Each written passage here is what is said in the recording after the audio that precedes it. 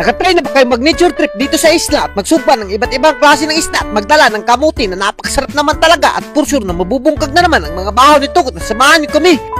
What's up sa inyo guys? For today's video ay di na kami nagpalangan-langan at bumiyahe na kaagad kami dahil pupunta kami sa isla dito sa amin. At as you can see naman guys, bumiyahe na nga kami dahil medyo malayo-layo yung isla na pupuntahan namin. At sa puntong ito, umagi pa nga kami dito sa Libaong at muntik pa matumba sila Adan. Pero sa awa naman ni Lord ay nakaabot na kami dito sa pupuntahan namin. At sa puntong ito ay umagi pa nga kami dito sa tulay na napakasarap naman talaga at kawayan lang. At mag-ingat ka dito, baka mahagbong ka, impas ka. At kasama nga pala namin si Buboy ngayon dahil siya yung tour guide namin. At kung gusto nyong bumili ng mga lalaking isda at sobrang mura, pumunta na ka kay Buboy at subayin nyo lang siya. At sa puntong ito, bumaktas na nga kami dito sa napakalayo na isla. At as you can see naman guys, dadaan ka pa sa napakaraming bato at 7 kasuba. At as you can see naman guys, nakarating na nga kami dito sa paruroonan namin. Hindi ka naman magmamahay dito dahil malaburaka yung purmahan nila.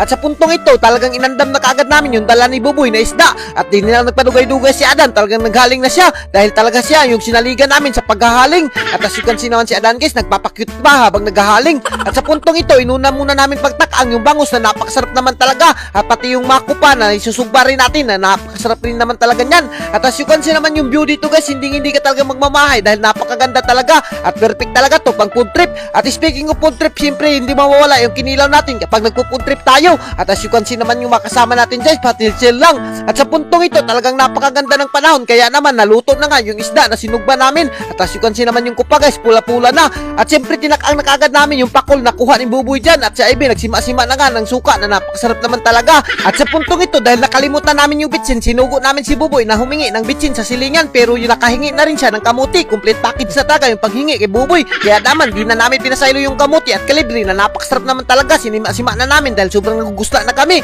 At sa puntong ito, speaking of na nagugusla, talagang tinimplahan ko na kaagad yung kinilaw. At as you can see naman guys, binutangan ko lang yan ng suka at ikumut-kumuti natin para mawala yung langsa. At malasugi nga lang pala yung kinilaw namin dahil medyo wala kaming danggit na nakuha ngayon. At napakasarap din naman talaga ng malasugi kapag dinala mo dito sa dagat. At as you can see naman guys, binitsin yan at ginumot-kumot ko lang yan para maging masarap at pusaan natin ng sili. Ay naku, hindi nga talaga magmamahay at magugusla na naman talaga yung mamaritis sa kakapanood sa atin. At alam nyo ba guys, mas lalong sumasarap yung kinilaw kapag kinumot-kumot mo ng kamot mo at lalong maging malasa. At sa puntong ito, inandam na kaagad yung mga pagkain namin. At as you can see naman guys, magbubudol fight na naman kami dito. At ayan na nga yung bahaw, talagang binungkag na namin. At sa puntong ito, sinimulan na kaagad namin yung mga pagkain namin dito at wala nang intro-intro. At ayan na nga, talagang nagkagulyang na nga yung mga kamot namin. At as you can see naman guys, napakasarap talaga kumain dito dahil medyo mangin-angin at mapresko-presko pa. At ayan na nga, as you can see naman guys, talagang binirahan na kaagad nila at di na nila pinasaylo. Hinapaan lang na talaga nila yung mga pagkaon. At ang lalakas naman talaga humabab ng mga kasama ko dito.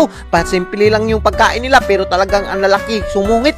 At speaking of bumungit, siyempre hindi rin tayo magpapalupig dyan. Talagang sisimulan rin natin yung pagkain natin. At ayan na nga, talagang sobrang tuwang-tuwa lang kami dito. Nagkikwentuhan lang kami at nag-inusapay lang kami dito sa mga pagkain namin. At kung isa ka sa nanonood ay naku, simulan nyo na yung nature trip nyo nung mga ganito. For sure na hindi kayo magmamahay kapag ganito yung mga venue nyo at mga view nyo dito sa lugar namin. At as you can see naman guys, nabungkag na talaga namin yung bahaw at talagang medyo kunti na lang yung mga pagkain. Pero hindi pa rin kami nagpatinag. Talagang pinadayon pa rin namin yung pagkain namin. At alam nyo ba guys, bihira na lang kami magkasama-sama din yung mga tropa namin. Kaya naman sinulit namin yung mga pagkakataon ng mga ganito na mag food trip at nakauwi rin sila dahil liwas pista dito sa amin. At alam nyo ba guys, kapag dito sa dagat ay kahit anong pagkain talaga yung dalhin ay napakasarap naman talaga at wala na talaga akong masasabi pag dito sa dagat. At all I can see na lang talaga, dagat is the best talaga pagdating dito sa mga food tripan. At sa puntong ito, inabutan na nga kami ng ulan dyan at hindi pa rin kami nagpatinag. Kumain pa rin kami kaya naman nilahungan namin yung pagkain namin dahil medyo nasabaw-sabaw na yung bahaw namin. At sa puntong ito, nagpatayin pa rin ako sa pagkain. At pagkatapos namin kumain ay naligo na nga kami. At hanggang dito na lang kami. Kung ginahan ka sa mga video namin ay huwag mo nang kalimutan i-like and i-share para mas marami pa tayong food trip. Thank you and God bless you all. Mabuhay kayong mga idol. Hanggat gusto